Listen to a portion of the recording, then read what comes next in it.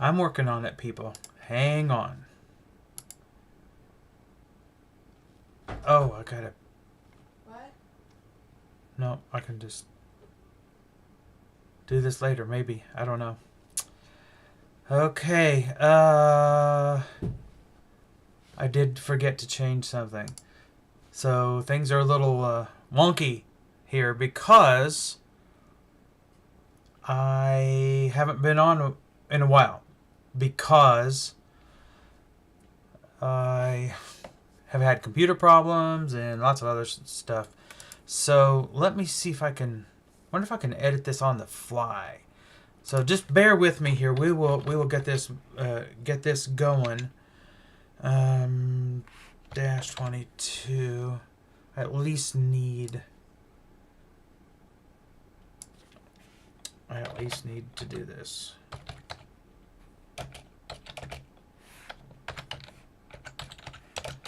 Okay. Nope, I did that wrong. Figure. See, this is the way this works. So just hang in there. We will get to it. I promise you. I promise you, and it will be worth it. You're just gonna have to hang on for 1 minute. Okay, almost. Let's do that. And now let's do this. It's probably too late since I've already started, but we'll give it a shot. Okay. I hope, I pray that it is correct. Excellent connection on YouTube. Restoration Movement 2.0, by the way, which is really a 0. We have live video. Hey, we're ready to roll. Okay, so here we go. Sorry about the tech problems, but that could have been a whole lot worse. Sometimes it takes me a lot longer to do that. So, I want to say thank you for joining in tonight. I have been MIA for quite a while. Hey, life just happens, and you got to do what you got to do. So, it's the way it works. But should hopefully, prayerfully, be able to get back into this and doing this on a more regular basis. So, let's just simply get right into this. Actually, the last thing that I did was a debate review with Sam Frost and now I can't remember. Stacy Turbeville, I think was his name. So I'm going to put that off for a while. I might go back to that or whatever. If you watch that last video that I did on YouTube at Restoration Movement 2.0, you will notice that even if I don't do any other videos, it's all still the same argument that they're going to make and that I'm going to make pretty much. But so anyway, maybe I'll go back over that. Okay, so we have some real problems going on with. I have a whole new setup over here, so this is going to really drive me crazy until I get it all figured out. See, I really need to turn like this so I can see it because it's awkward, but we'll get it done. And I will figure it out. Come on. I keep losing my cursor because it's on the wrong side of the screen. I didn't have time to fix it. Okay. Oh, yes. Thank you, wife. So happy you're able to be back this evening. Yep, me too. So, may not have a whole lot join us tonight, but I can promise you, actually, the way this works, people watch, and they don't really comment or say anything, or I don't even see them, but they watch in the background. And they listen. So this is really a good thing. But then through the week, over the course of the next week or two, we'll have 200 or 300 views, maybe more, and more obviously if you count YouTube. So that is a very good thing. People have a real problem with, and I'm going to pull this. I need to pull this verse up here. It's not what I wanted. So let me type it in. So people have a real problem with this idea of Mello. Mello, I gotta type Matthew, because I was trying to type Mello. It would be nice if I just had, somebody else to do this for me. It'd be awesome. But I don't. Okay, so I'm trying to pull up this verse so that you can see this. So I'm going to transition this to, where's it at? Where's it at? I think it's that one. Nope, that's not it. So I have a camera completely missing, and I can't understand why. So anyway, we're going to look at this. So I want to bring up this verse. This is Matthew chapter 16, by the way. So I've brought it up here in the New American Standard. So this is of Jesus. There it is.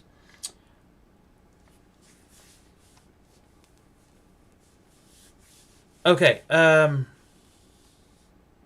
need this last section here. So we're actually going to look at verses 27 and 28. But, and you all know how I work. Well, most of you probably know how I work. We're not going to consider something without considering in the scriptures, without looking at book, chapter, and verse. The debate I had with John Welch, he really chided me for saying something that he didn't like, actually, and he didn't listen. But what I said was that I don't believe in book, chapter, and verse anymore. I believe in books, chapters, and verses. So he actually cut that and edited that and played it over and over and over and over and over again on his program. So this is how honest Church of Christ preachers are, sadly. To make it sound like I said I don't believe in book, chapter, and verse anymore. Which is just wrong. But that's the best argument that they've got, sadly. So they do the very best they can to make us look silly and stupid. So it's just a smokescreen. So people won't actually look and consider the verses. So I believe in books, chapters, and verses, the whole thing.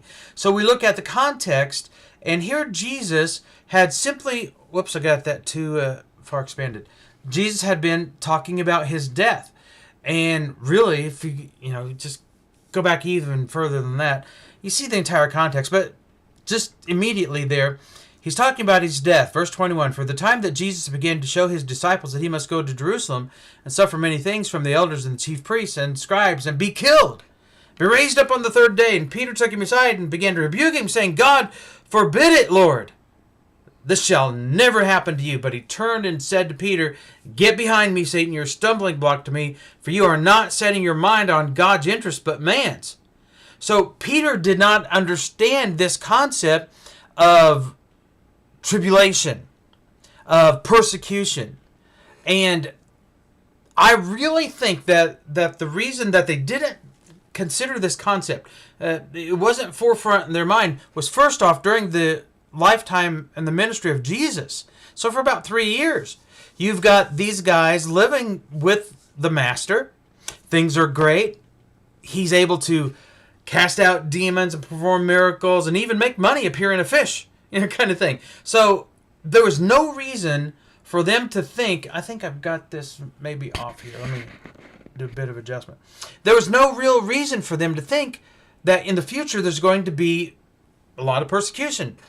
Nothing really big. When Jesus taught them this constantly, this was a major theme in his teaching during his ministry. Which brings us to verse 24. In verse 24, then Jesus said to his disciples, if anyone wishes to come after me, he must deny himself and take up his cross and follow me. Now listen to this. Do you suppose Jesus has changed subjects here? No. This idea here of then, it kind of links these two things together. So you've got the context shaping up really nicely. So the context is about this trouble, this trial, this tribulation, this persecution that's going to come upon them in the first century generation. Now, at this point, let me say this. I've had lots of our brethren. And when I say brethren, my fellowship is in the churches of Christ. And I understand that a whole lot different today than I did even just maybe 7 years ago. I was trying to figure this up the other day, and I think it's about 7 years. But anyway, 6 years, something like that. And I understand this a lot different now. And there were a lot of times that I had to actually saw things, that didn't make a lot of sense. and that were obviously wrong, and some teachings that were wrong. So I've changed my viewpoint on many things. I have not changed, by the way, I have not changed my viewpoint on the plan of salvation, the acts of worship. And a lot of people say, oh, well, you're a preterist. That means that you can't take the Lord's Supper anymore and you can't be married. Well, I got some really good answers for that if you got the time. Anyway, let's get back to this because I want to show you some things here about Mello. And I can't show you everything. Sorry, it's floating away. I can't show you everything that I want to because something happened with my cloud.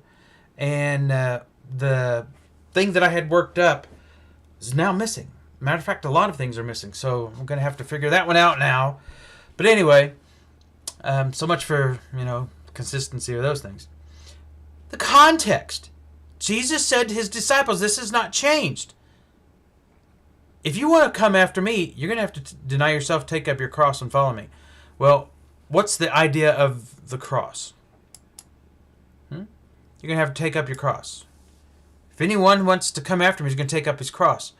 The cross is a symbol. This is symbolic language. He's not saying you're literally going to carry a cross if you want to follow me. And some people take that literally and they walk around town dragging around a cross. That's not the idea. The cross that you're going to have to drag around or take up is this idea of people not liking you because of what you stand for, what you believe in, and the hill that you're willing to die on. Think about it like this. At what point in history have Christians ever been overwhelmingly loved? True Christians who stand their ground and defend the Lord and His truth are hated. They were hated in the first century. They are hated today and everywhere in between. So, the concept here is kind of eternal. As long as there are Christians around, and that's going to be forever, there's going to be persecution. And if you think that I'm wrong about that, check out Revelation chapter 21. And matter of fact, let's just read it here. I'll take this as a moment to transition because I need to check this stuff and see where it's at. I just lose this cursor because I need to fix that screen. Okay, so if you think that I'm wrong about this, turn to Revelation chapter 21. And let me show you something. In Revelation 21, I don't remember the verse. So it's about halfway through there. That's what I remember. I can see it on my page. That's great too. So, Revelation chapter 21 and verse 24. The nations will walk by its light, and the kings of the earth will bring their glory into it. Well, what are they going to bring into it? This is the New Jerusalem. Now, for whatever you think, or whatever you want to think, or whatever you want to plug in to whatever the New Jerusalem is, it can only be one thing. What is that? It's the church. Look at this. I mean, this is just amazing. Verse 10, He carried me away in the Spirit to a great and high mountain and showed me the holy city Jerusalem coming down out of heaven from God. Now, let me point something out. Do your study about what Jerusalem meant in the Old Testament. Because remember, Jesus said in John 5, if you don't believe Moses, how can you believe me? So if we don't understand the law of Moses and have knowledge of, and I'm working on it. If I had been this diligent about my beliefs and so forth, longer than the last 6 years, I'd be a lot farther along than I am. But in my Old Testament studies at least. But the point is, so you've got this Old Testament teaching about Jerusalem. We can read in Isaiah, read all over Isaiah, and you see Jerusalem is mentioned time and time and time again. Often Jerusalem is parallel language for, guess what? The holy people. Let me give you an illustration of that.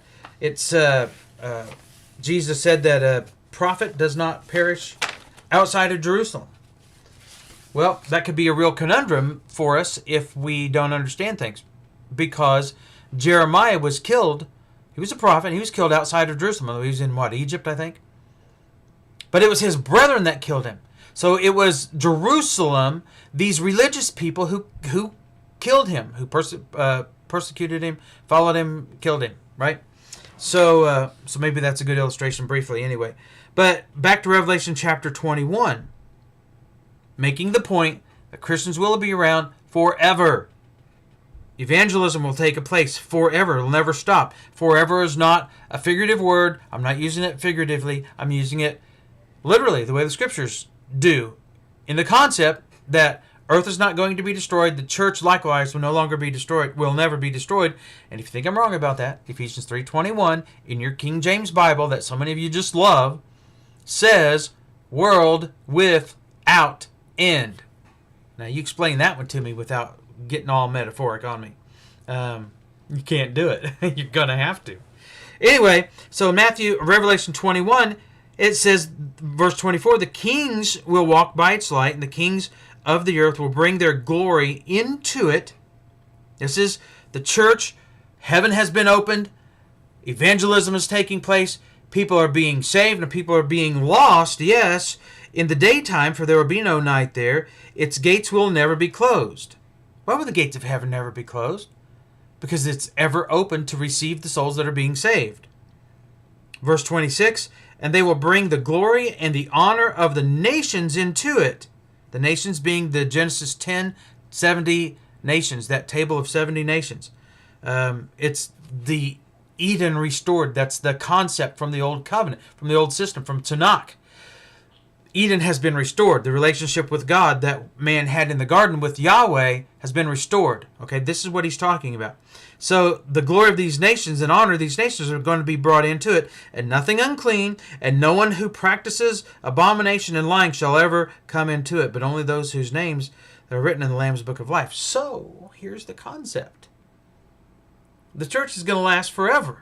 Evangelism is going to continue forever. It's also, Daniel chapter 12 and verse 3, illustrates this subject so clear that evangelism will continue after the return of the Lord. And I know. Everyone wants to say, oh, well, once the Lord comes back, that's the end of everything. No, it's not. It's just the beginning. Beginning of the covenant, which we're not really talking about that tonight. So, back to our verse. So, let me pull this up here. Okay, so I'm going to go back to this, and I need this. So, that's taking up the cross is this idea of evangelizing. And when you evangelize, people hate you. Where's my cursor? Right there. They hate you. They absolutely hate you. But that's what you're going to have to do in order to follow Jesus. So then in verse 25 he says, for whoever wishes to save his life will lose it. But whoever loses his life for my sake will find it. This is a hugely deep concept here. But I don't have time to go into it. But it's just one of those general principles that he's still talking about. He's applying this idea of what? Persecution coming upon you. You're even going to lose your life. Now we could go and we could look at Matthew 10 and, make a point or two from there about how Jesus said, even those members of your own household are going to put you to death. So, do you get the context? So we have to look at the immediate context. So here in Matthew chapter 16, this is where we're at. Remember? I'll show you here. Matthew 16. I'm using Bible Hub. It's free and it's great. It's excellent. It's not a preterist website either. Okay? This is a Bible website. It's a Bible study tool. It's just amazing, and I'm thankful for this. So this is Matthew 16 out of the New American Standard Bible. We see up there the NASB 1995. And so here I am. Verse 26 now. For what will it profit a man if he gains the whole world and forfeits his own soul? Or what will a man give in exchange for his soul? He's saying, how important is your soul when it comes to people wanting to murder you and you standing for the truth to save your very soul? Do you see the context here? If you miss this context, I don't know how to help you. He is not changing lanes. He's got the turn signal on. He's not changing gears here. He's staying in his lane. No turn signal on. That's what I was trying to say. There's no turn signal on. Okay? Not only is there no turn signal on, but he's accelerating. He's going faster in that lane. So the thought stays the same. For the Son of Man, and this is the sad part, and I'll show you. For the Son of Man is going to come in the glory of his Father with his angels, and will then repay every man according to his deeds. Whew, boy. Here's the sad part. It's this part. The Son of Man is going to come. That's the sad part. It's not sad that he was going to come because it was prophesied that he would come. This is the remote context. Okay. So, let me show you something. Daniel, this poor Bible's going to fall apart on me. Let's go to Daniel. Daniel chapter 9 is where we want to go. Actually, no, that's not right. I don't want to do that. I want chapter 7. So this is Daniel chapter 7. A lot of people say that Acts 1, 9 through 11 is the movie. And then Daniel 7, verses 13 and following, is the sequel. That they're related. And in fact, they're not. Let me illustrate this to you because I want to show you the context. Remember, I'm talking about the context here of Matthew chapter 16, we're at verse 27. Okay? So he's going to come. This is the coming of the Lord. Now listen to this. I'm going to tie all this into this. I'm going to show you this context. So you got the coming of the Lord. By the way, if my friend is watching, give me a call. We can talk right here on air, and you can set me straight. But so I've given him the number. Daniel chapter 7, verse 13. I kept looking in the night visions, and behold, with the clouds of heaven, one like a son of man was coming. And he came up to the Ancient of Days and was presented before him. And to him was given dominion, glory, and a kingdom, that all the peoples, nations, and men of every language might serve him. His dominion is an everlasting dominion. What? Oh, you got a problem here, right? Do you see the problem that you've got? I need to do engineer stuff here. Just call me Mr. Conductor. Do you see the problem you've got? Here's the problem you've got. His kingdom is one that will not pass away. His dominion is everlasting. And his kingdom will never be destroyed. Yet, so many people want to go to 1 Corinthians chapter 15 and they want to say, well, he hands over the kingdom to the Father. You do not understand. Old Testament scripture, Jewish concept, Hebrew concept. If you think that Jesus quits the throne and does not sit on the throne, you just simply don't understand. And if that's the case, and you're interpreting it with a 21st century viewpoint, then you cannot understand this scripture that we've been discussing from Matthew chapter 16, verse 27 and 28. Well, really, pretty much the whole chapter, but pretty much the whole ministry of Jesus. Anyway, so you get where I'm going with that. So, back to Daniel chapter 7. Then we read, as for me, verse 15, Daniel, my spirit was distressed within me, and the visions in my head kept alarming me.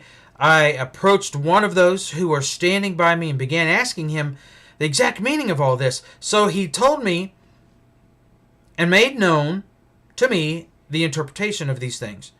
These great beasts, which are 4 in number, now listen to this, are 4 kings who will rise from the earth. But the saints of the highest one will receive the kingdom and possess the kingdom forever for all ages to come. What's the kingdom? Who are the saints of the highest one? If you think this is the Jewish people, you're kind of right, but not really. Because there comes a point, according to Amos, chapter 8, verses 1 through 3 or 4, clearly says that they are going to be destroyed, annihilated, gone. The Jewish people are toast. That means today. Okay, get ready to throw your tomatoes. But I don't care, because this is what the scriptures say. God said that the Jewish people would be gone. So that means today there are no Jews. Today, let me say this one more time. Today, the Jewish people are gone. They're not here. They do not exist. And you might say, well, sure they do. They started a nation in, was it 1947? Well, some people who call themselves Jew started a nation that they want you to believe is Israel, but it's not. It's not. Isaiah 25 says it will never be rebuilt. Actually, I think it says it also in chapter 24. But that Jerusalem, in other words, this Jewish system, this people, this temple, will never be rebuilt. It'll never be rebuilt. You want to know why it's never going to be rebuilt? Because in order for it to mean anything, the Jews have to be around. In order for it to mean anything when the Jews are around, you have to go back to sacrifices.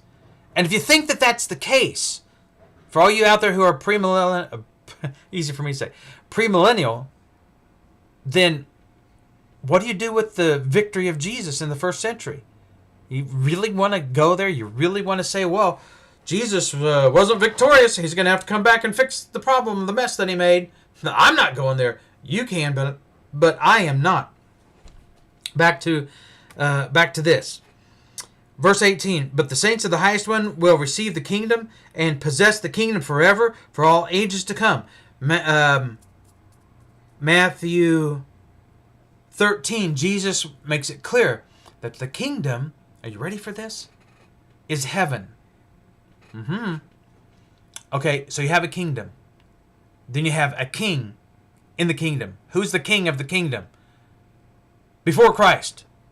From the very foundation of the world and infinity backwards. Who's the king of that kingdom? Yahweh, right? So when did that change? When's that ever going to change? I mean, you think about it. He says that the kingdom starts off like a mustard seed. It starts small, then it grows into something big. What he was talking about was it was being opened incrementally during that 40-year transition period in the first century, which is the second Exodus, which is the anti-type of the first Exodus. Do you think that this entire Exodus motif that was being drilled into their brains for 1,500 years is just a standalone thing and it has no anti-type? No, come on. You got to do more study than that. So anyway, that's the deal for all ages to come.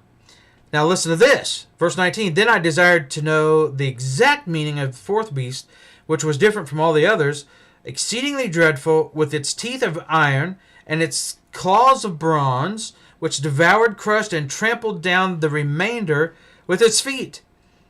And the meaning of the 10 horns that were on its head, and the other horn which came up, and before which 3 of them fell, namely that horn which had eyes in its mouth and uttering great boasts, and which was larger in appearance than its associates. And I kept looking, and that horn was waging war with the saints and overpowering them until the Ancient of Days came, and judgment was passed in favor of the saints of the highest one, and the time arrived when the saints took possession of the kingdom. Now, from the Church of Christ, a millennial position, I have a serious question to ask, because I could never answer this, not in all good conscience. I had to do some gymnastics that I did not like doing, but everybody else was doing it. All the other preachers was doing it, so that made it okay for me, right? No, it didn't. It did not. Just because all the other big-name preachers are doing it doesn't mean that little old me gets to do it too. No, I have to take a stance for what is right. And here's what's right. You've got this vision and the interpretation of it coming to fruition completely. So if you want to say that this is referring to the return of Jesus in our future, go right ahead. I'll have a blue million questions for you. But this is how this is simply put. This is about the coming of the Lord and about judgment and about that persecution that comes before this judgment. This is the remote context of Matthew chapter 16 that we have been looking at here tonight. How do I know that? Cursor, here you are. Let me show you something. Because I don't remember where this is at. I wonder what happened to all my notations. Oh well, I'll just do the best I can. I'll just show you this generally. So, I need to do this. Okay, so here in Matthew chapter 16, I don't know what I just clicked. I hope I didn't turn this off. Nope, we're still going. Good deal. Here in Matthew chapter 16, remember I'm showing you the remote context. So when you see like this, where it's all in all caps, this means they're quoting an Old Testament verse. Every man's going to be repaid. You know something? According to his deeds. You could go to virtually every single prophet and find this remote context. So let's keep looking here. I'm going to just leave this up, but we'll go back to Daniel, because I still want to show you this. Look at verse 21. And I kept looking that horn was waging war against the saints and overpowering them until the Ancient of Days came. Now listen to this. And judgment was passed in favor of the saints of the highest one. And the time arrived when the saints took possession of the kingdom. Now you tell me that this is not teaching that judgment does not take place at the time of that final kingdom, which is Rome. Go ahead and tell me that. That's exactly what this said. And I'll go one step further.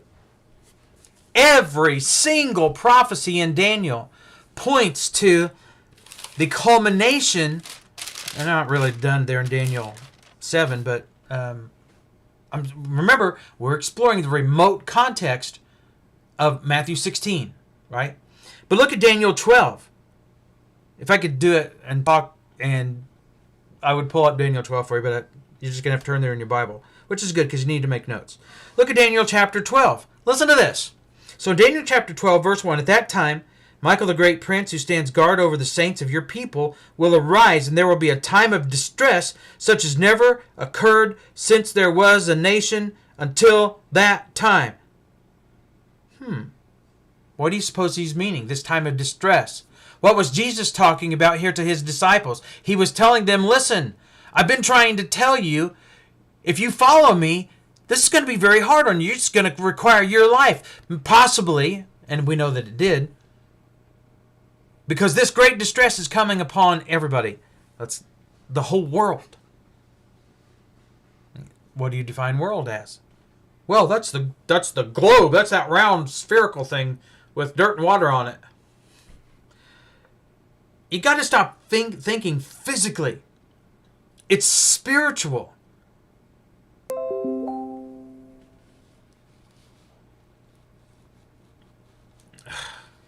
Sorry.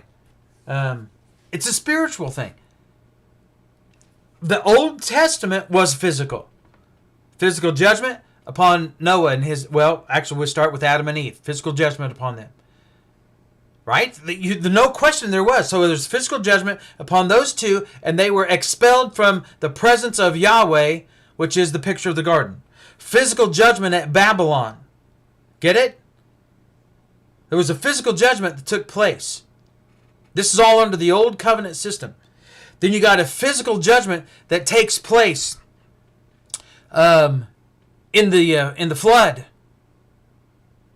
Right? Well, I'm not going in order. But there was a physical judgment that took place. And God is warning his people. Deuteronomy chapter 27 to 32 anyway. Time after time after time. God warns them. There's coming a time when you are going to be... Okay. Let me finish this, and I'm going to have to turn these messages off because it'll just distract me.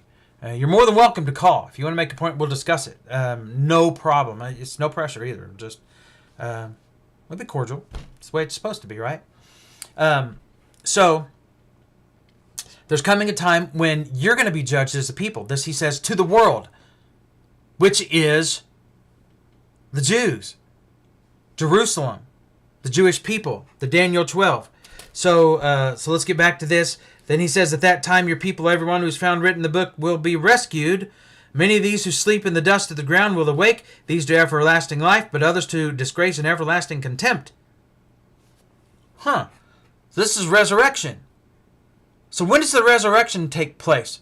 At the time when the tribulation takes place, such as never had been or never will again. So if you're a person in the Church of Christ and you believe that the amillennial position, that or the millennial position is so comforting and soothing. If you believe in that position, what the modern day Church of Christ, traditional Church of Christ is teaching, which is not first century Church of Christ, then you got a real problem. Because Daniel just said that resurrection judgment takes place in the first, what we now know was the first century when Jerusalem was destroyed, never to be rebuilt again. Jesus quoted it in Matthew chapter 24. So that creates a real issue. Okay, so let's get back to this. He says, for the Son of Man is... I need room to move this thing. For the Son of Man is going to come. So let's talk about this idea of going to come. I need... not that one.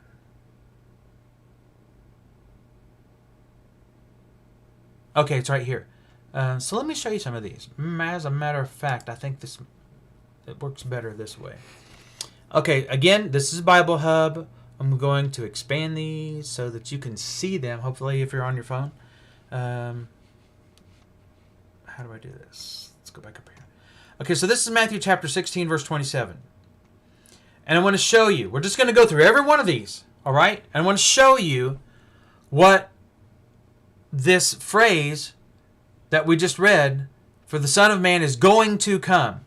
In the NIV, it says going to come. In the New Living, it says will come. I'm not going to highlight everyone. This just go faster. English Standard says is going to come. Berean Standard will come. Berean Literal, now I will highlight this, is about to come. I wonder why they did that. So far, what is that? 1, 2, 3, 4. 1, 2, 3. What? 5? 1 out of 5 says about to come. The other 4 said he will come. But this just keeps getting better. King James Bible says he shall come. New King James will come. New American Standard that I use often, going to come. NASB 95 and 77, going to. Amplified, going to. Christian Standard, going to. Holman Christian Standard, going to. American Standard, shall come. Aramaic Bible in plain English is going to come. Not so plain. Contemporary English will soon come. So far we've got 2 versions, 2 translations that are bold enough to say that, excuse me, it tickled my throat. I think I'm getting sick again. Terrific. So maybe that'll help. I apologize. So far you just got 2 translations out of how many have we read? 15 or so? That are bold enough to say, will soon come. I wonder why they're doing that. Dewey Rames, shall come. Good News is about to come. So there's 3, about to come. ISV, going to come. Literal Standard, about to come. Well, wait a minute, there's 4. So in this Literal Standard, it's about to come. We'll keep asking this question. I wonder why they are deviating from everybody else. New American Bible will come. Net Bible will come. New Revised Standard Version to come. Well, hang on a second. I'm going to look at this.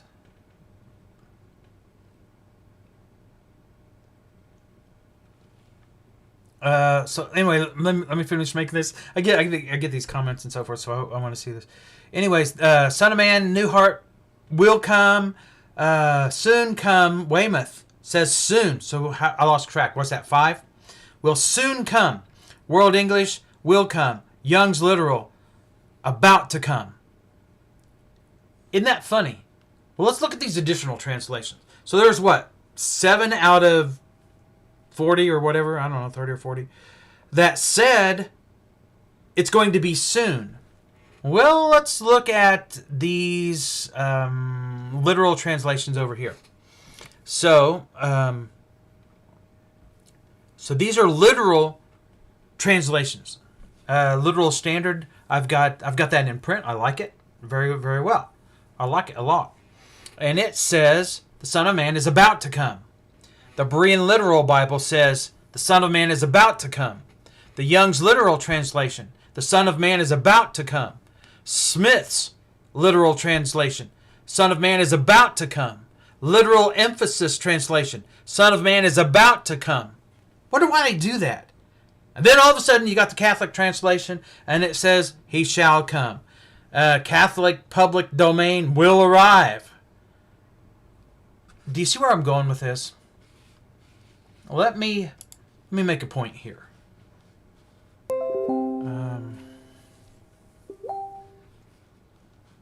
My phone goes crazy all day long. Kind of makes it hard to get stuff done. But this is good. I like this. So, hello, Julie Hand. Matter of fact, it's been a while since I've said hey to everybody. So let me get over here and do this. Brian, great to see you. William Sanders Bala. And whoever else I'm missing. Great to see you guys tonight. I know it's been a while, and I haven't had much opportunity to do this, so take advantage of it while you can. Brother Tim and Sister Pat, hope you both are well. Matter of fact, Tim, hope your wife's feeling better. She wasn't able to make it to services Sunday. Michael Adams, hey there, brother, good to see you too, and so on and so forth. So, Brian, I'm glad that you caught it. That's about all the time I have to look through these comments. Oh, Bill Evans, I miss Bill Evans. Can't miss Bill Evans. Love my brother Bill Evans. So great to have you. It looks like Teresa might be watching. My cousin. There you go. So fantastic to have you guys. Let me keep on keeping on. So here's what we have established. So we've been looking here at Matthew chapter 16. And in verse 27, we had all of these versions that say that it's let me transition back over to this thing, that it's going to happen. Well, here's what happened. They completely and totally wimped out on their translation, because the word here, and I'll just show you this, okay? I'll just so you don't think I'm trying to pull the wool over your eyes. The word that is used here is right here. Right there. And it's pronounced mellow. Let me show you the definition. Strong's number 3195. Well, I got it up there twice. Let me get rid of that one. So Strong's number 3195. Here's what mellow means. Let me make this as big as I possibly can. Strong, this Greek scholar, says that mellow means, the definition, to be about to. That's the definition. Now, we can use definitions and still not understand the word correctly. And let me explain this. For example, there may be a place where the writer is talking about heaven, for example. Okay? And the definition of heaven, Hebrew anyway, Greek too, would be where God lives. But unless you're looking at the context, it could be talking about the first heaven. It could be talking about the second heaven. It could be, 2 Corinthians 12 kind of concept and so forth. So what we have to do is look at the context of how it's being used. Okay, this is critical. How is it being used? Now, there's only a few ways that you can use a word. You know, you can say earth and you can mean the literal earth.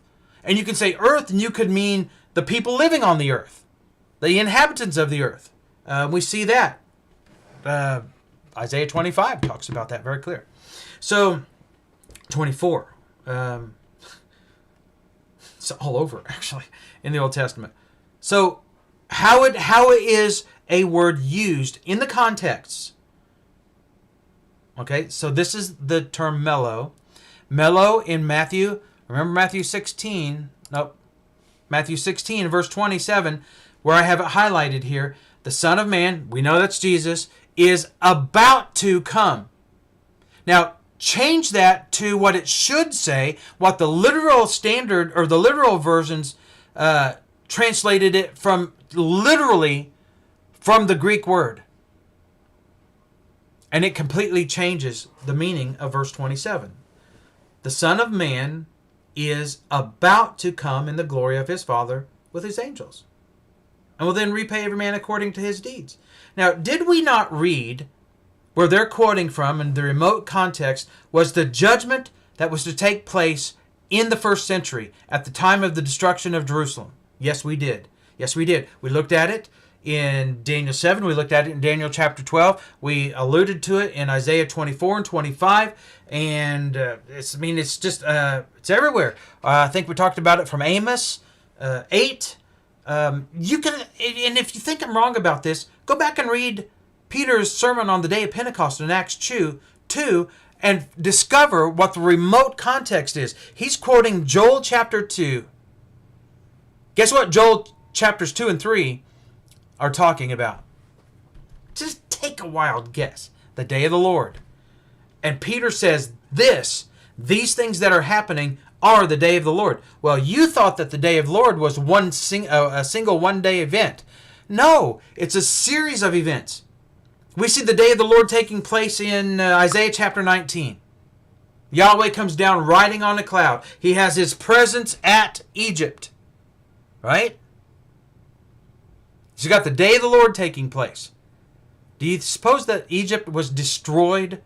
That judgment came upon Egypt and they were destroyed in a literal 24-hour period? No, it took from this time to this time. That's not an evil thing to say. It's just a fact. So, this day of the Lord that's being discussed in verse 27, get this, is Judgment Day. When does Jesus come with his angels? Oh, okay. This is too good. I have to bring this one up. If you want, let me just do it this way. Matthew 24. I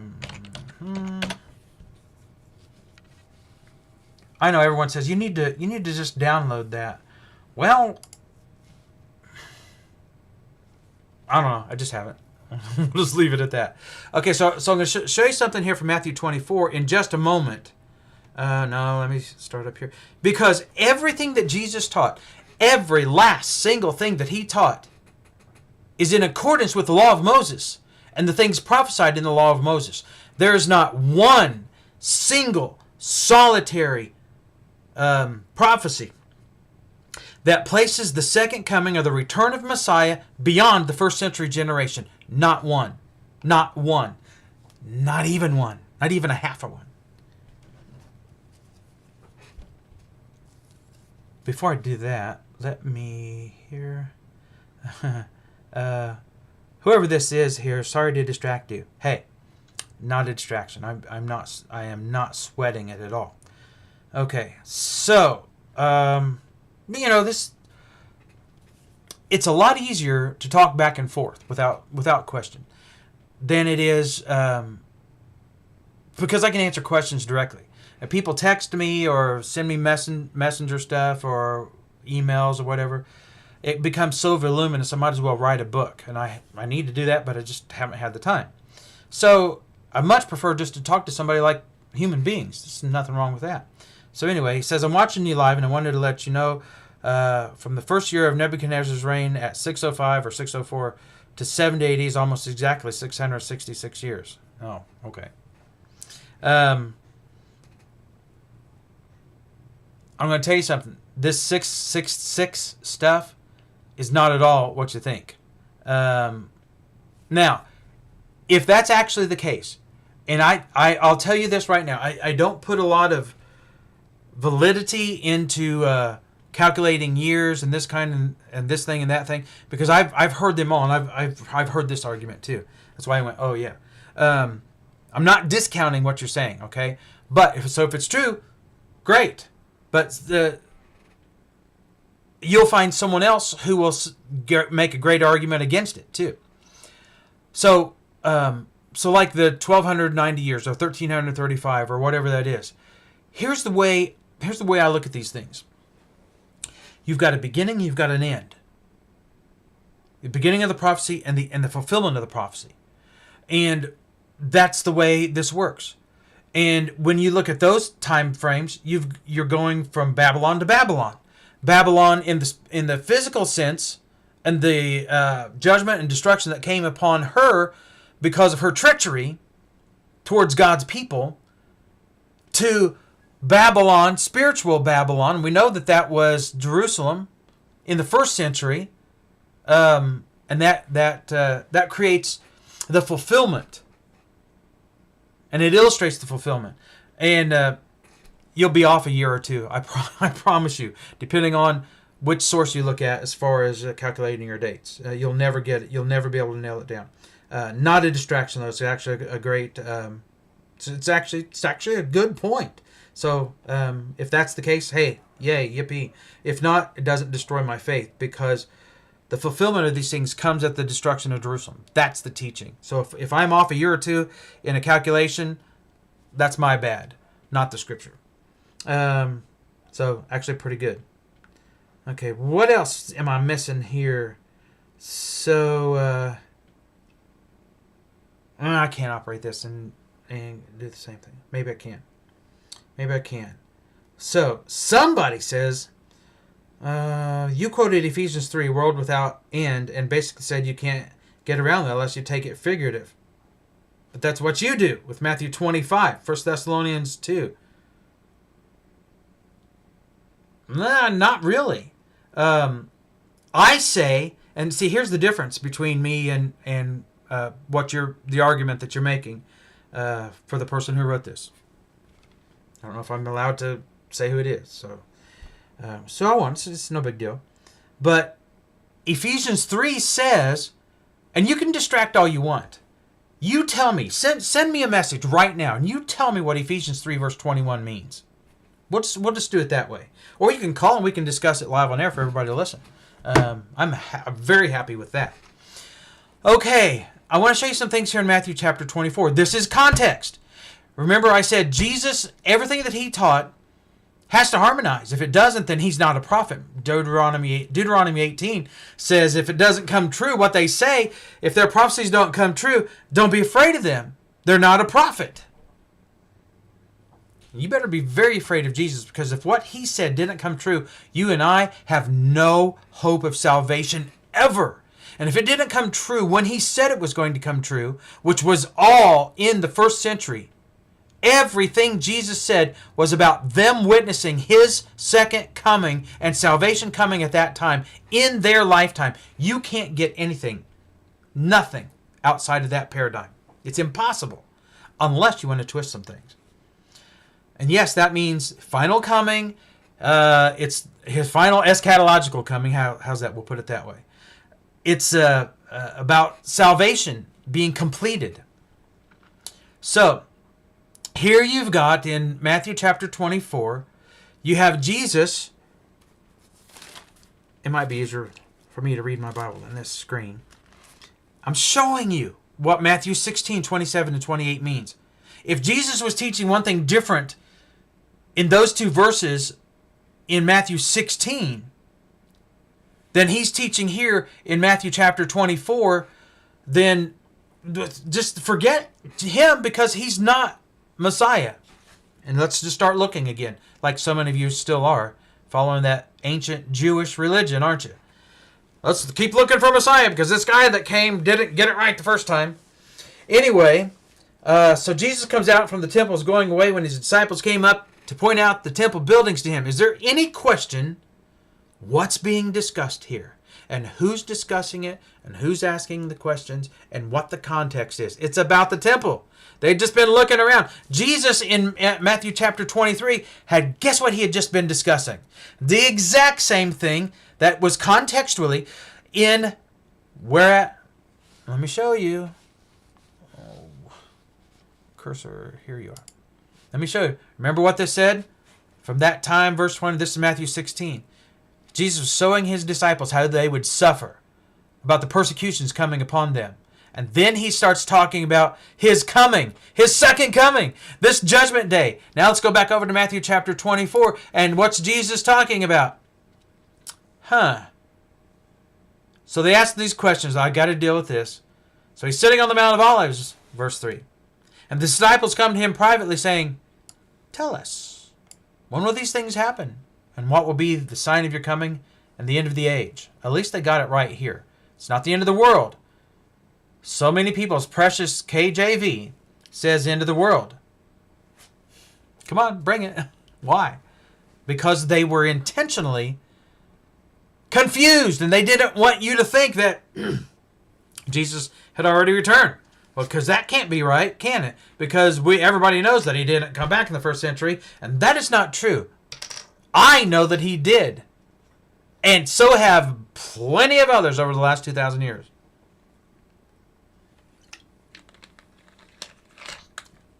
So Jesus said, see to it that no one misleads you. Misleads you about what?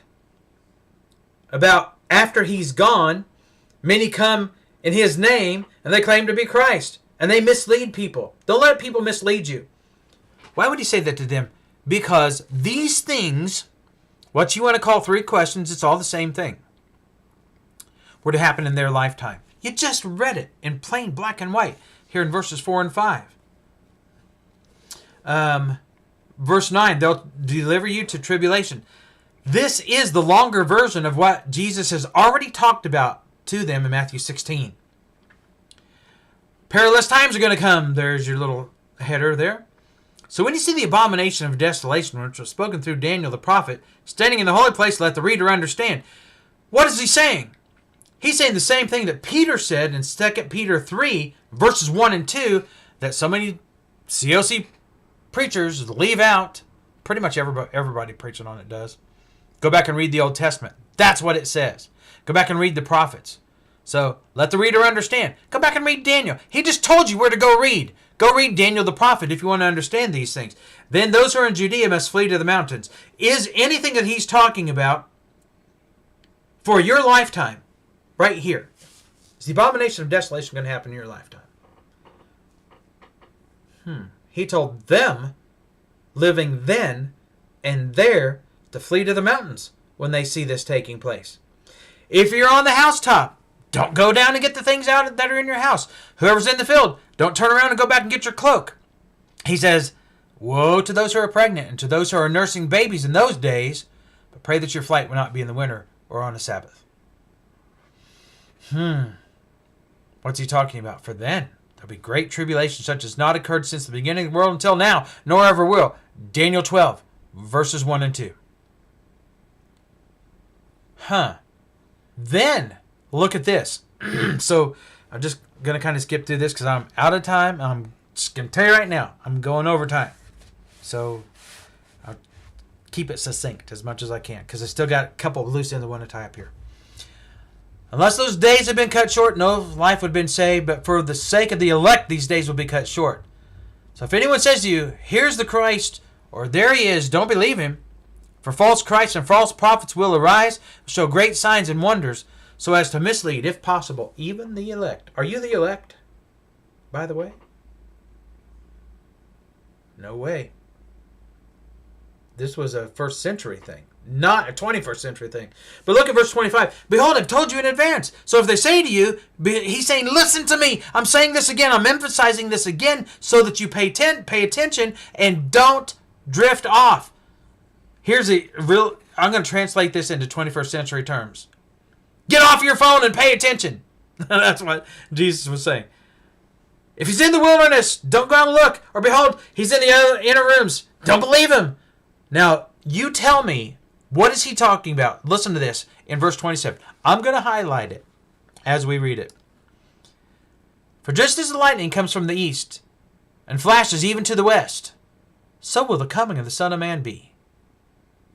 What's the coming of the Son of Man?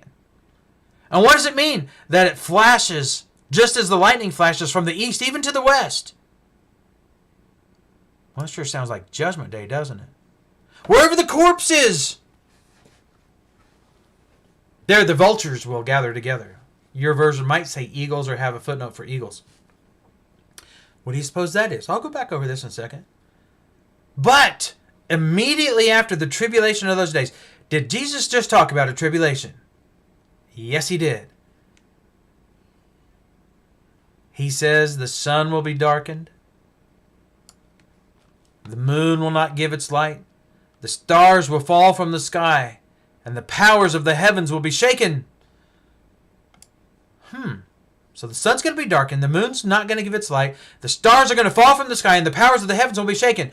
What's he talking about? And then the sign of the Son of Man will appear in the sky, and all the tribes of the earth will mourn, and they will see the Son of Man coming on the clouds of the sky with power and great glory. Let me point something out.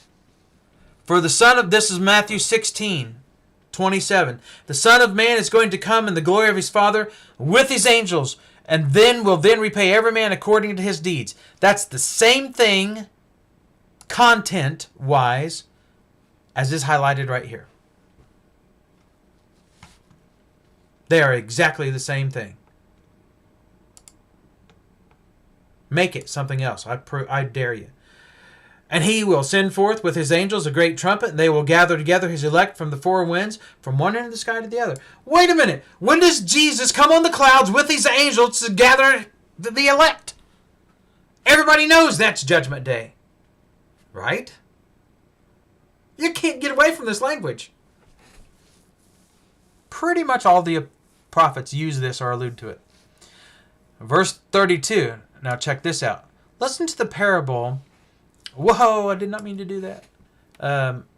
Listen to the parable of the fig tree. When its branch has already become tender and puts forth its leaves, you know that summer is near. Now, what's the fig tree? It's Jerusalem. It's the holy people. Remember, Jesus cursed the fig tree, and he said, you're not going to produce any more fruit. Here's what he was saying in a spiritual sense. Israel, Jerusalem, your time is up. How did they grow as a people, as a nation? They gave birth. Very little proselytizing going on. They gave birth. That's how they grew as a nation. You're not going to produce anymore, he says to this fig tree, and it withers and dies. He's painting a picture of the death of Israel. And when that happens, you know that summer is near. Look at verse 33. So, you too, when you see all these things, recognize that he is near, right at the door. Who's near? And who's supposed to recognize it? Well, doesn't it look like when you see you too, that's not 2,000 years later? That's the audience to whom he is speaking. He's standing how many feet in front of the 3 or 4 or 5 feet in front of these guys? And do you think, honestly think, that any one of the people that he was speaking to, Peter, James, John, and Peter, James, John? Why am I Peter, James? Anyway, it outlines it in Mark 13. Just went blank. Trying to think too many things. Do you think that any of those guys ever thought, well, it's not going to happen in my lifetime? No, because for 3 years, Jesus had been pounding this into their heads. And if that's not enough, and if they didn't get it, look at what he says in verse 34. Truly I say to you, this generation will not pass away until all these things take place. Let me show you something. What does verse 28 of Matthew 16 say. Are you ready for this? Truly I say to you, there are some of those who are standing here who will not taste death until they see the Son of Man coming in his kingdom. This generation will not... You have all of the constituent elements of the Olivet Discourse here. This in Matthew 16. This illustrates without question that Jesus' teachings were harmonious. Truly I say to you, there are some of those who are standing here who will not taste death until they see the Son of Man coming in his kingdom. Well, you say, well, the kingdom came on the day of Pentecost. Okay, you go there if you want. But my first question to you is, did they see him? And did Jesus come with his angels for judgment on the day of Pentecost? Yeah, I'm just asking. Also, want to show you something else. So, I'll bring this up here. Where's it at? Oh, right there. Okay. All right, good old Bible Hub. Here we go. I'm a advertisement for Bible Hub. Okay, this is Luke chapter 21. This is Luke's version of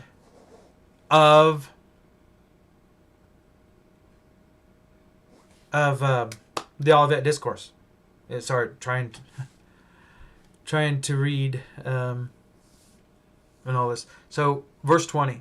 Luke 21, verse 20. This is the same thing that we just read in Matthew 24. This is Luke's version. This is the third Gospel's version. When you see Jerusalem surrounded by armies, recognize her desolation is near. Okay? Is there any question as to what this event is? Historically or biblically? No, it's the destruction of Jerusalem.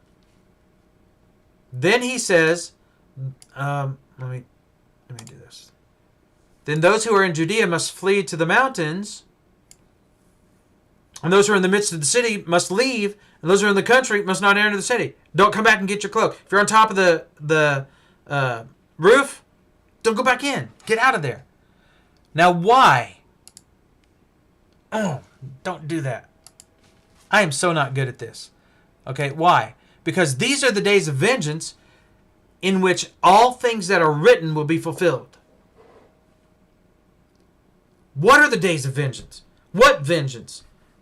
Vengeance on Jerusalem and Israel and the Jewish people and the shattering of the power of the holy people is a theme all unto itself, tying all prophecy together in the Old Testament. All they're doing is teaching it. This is what Paul, I guarantee you, this is what Paul taught the Bereans after he taught the Thessalonians. The Thessalonians wanted to kill him. The Bereans loved him and wanted to hear more. Taught the same thing to him, didn't he?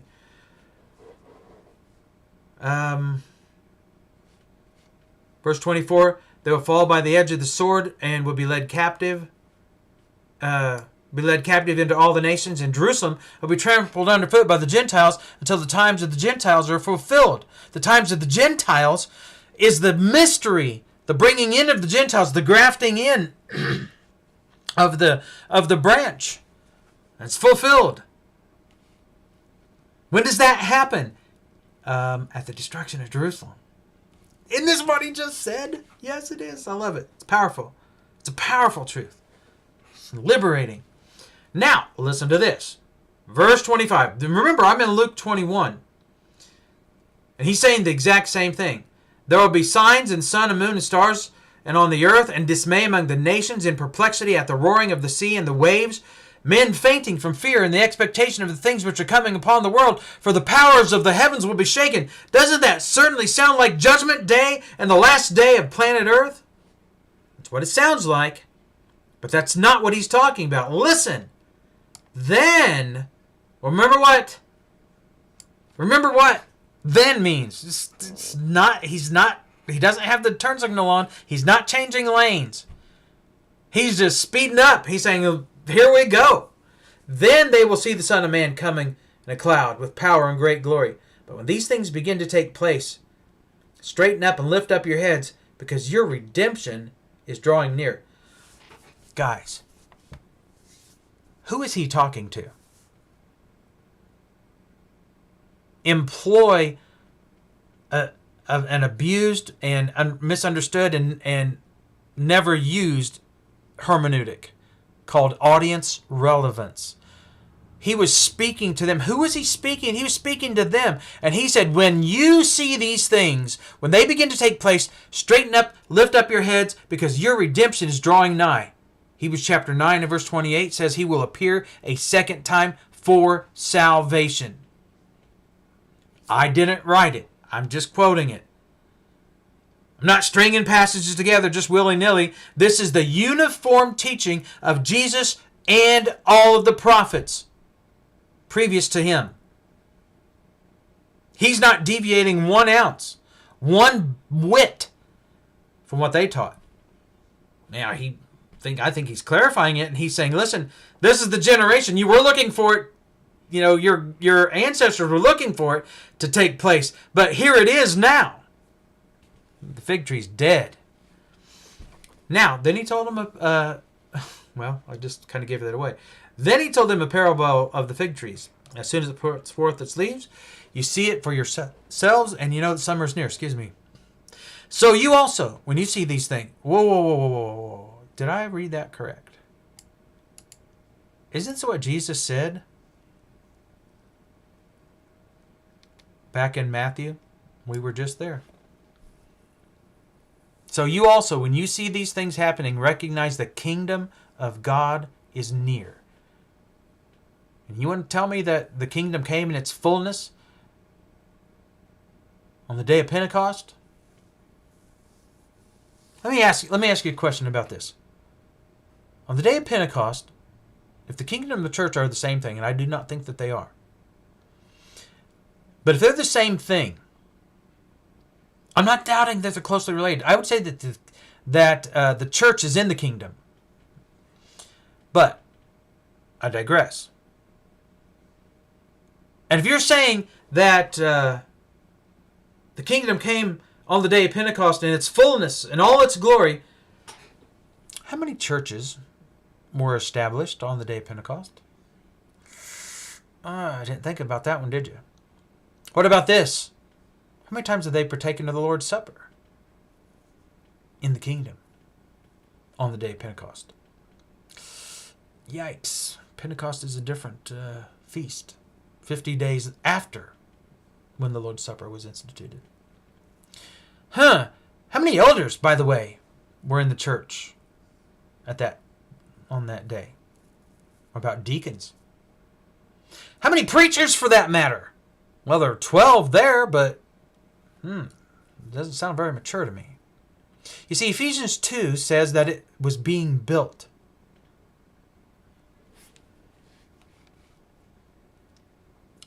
Jesus here said, recognize that the kingdom of God is near. When you see these things taking place, the kingdom of God is now at hand. It's right there. You can just reach out. You can touch it. You can experience it then. See, the sad thing is that so many people teach that the kingdom's coming in the future and Jesus is going to hand it over to the Father.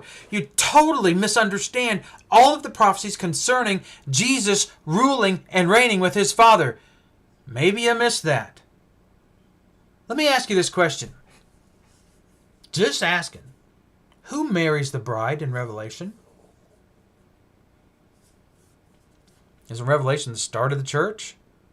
Or is it the end of the church? Or maybe it's maybe we just don't know. Well, we do know. The first chapter and the last chapter say all of these things were to soon take place. Now listen to this. That's no different than this verse here that we just read in Matthew 24.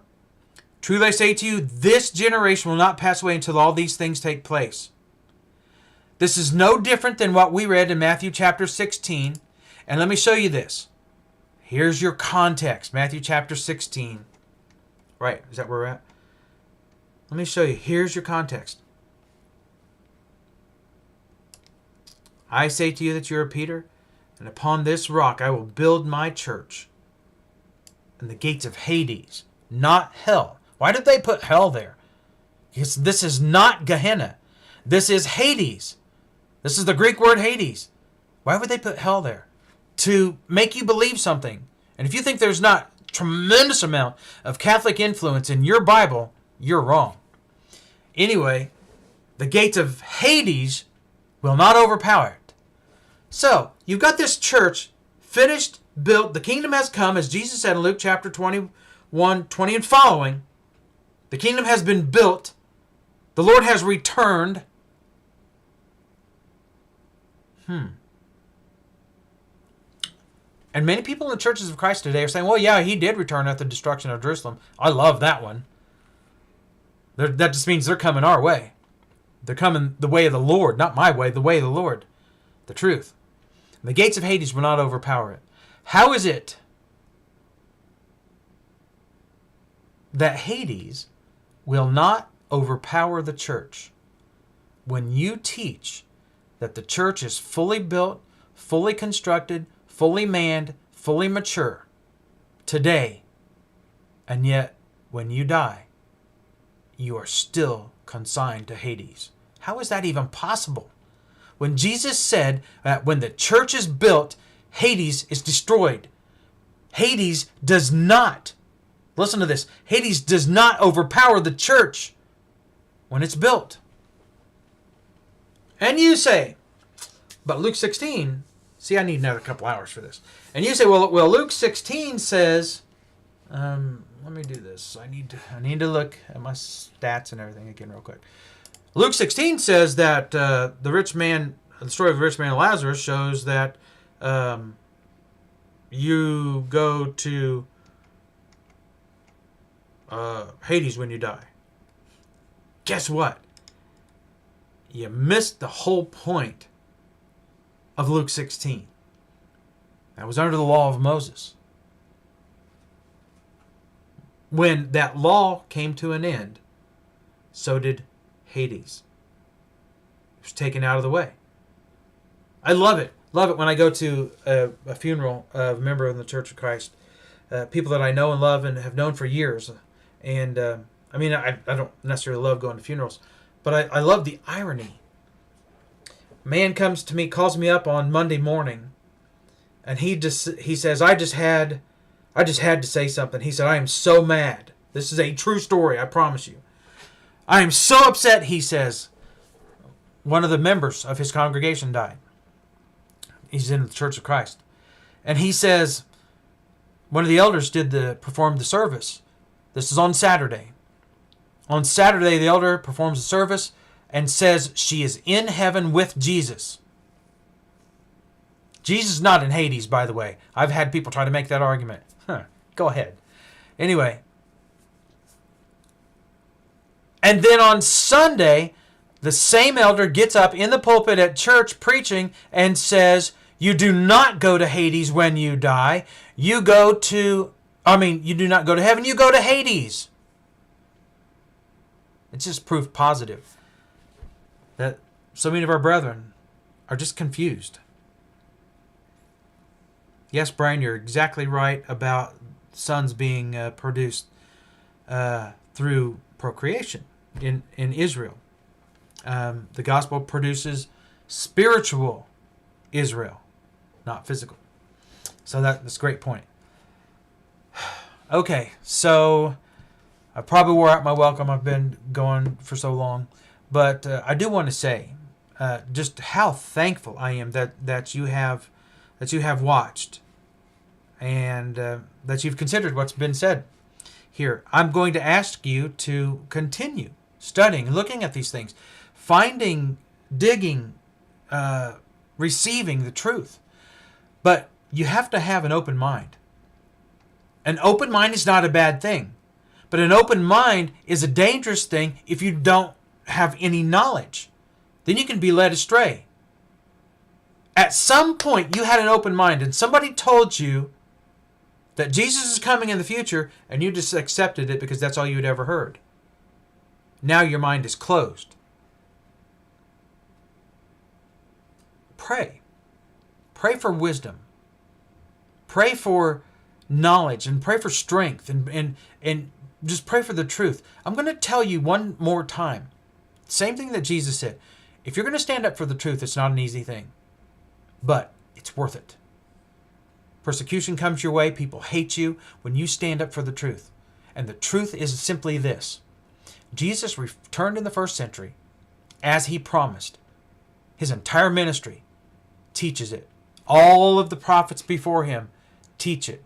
Even James, who stood there and listened to him give the illustration in the Olivet Discourse that he was right at the door. James quotes that, and he says he's right at the door. That, scary, isn't it? And Jesus accomplished exactly what he said, and that means that he's victorious and that the victory was won in the first century and that salvation came at the coming of the Lord as the scriptures teach. And that's why when you die today, you go to heaven. You don't go to the place that separates you from Yahweh. That relationship has been restored. So here's how this works. Romans 6 teaches that if you're immersed into Christ, now I say that this is water baptism, but I don't say this is water baptism alone.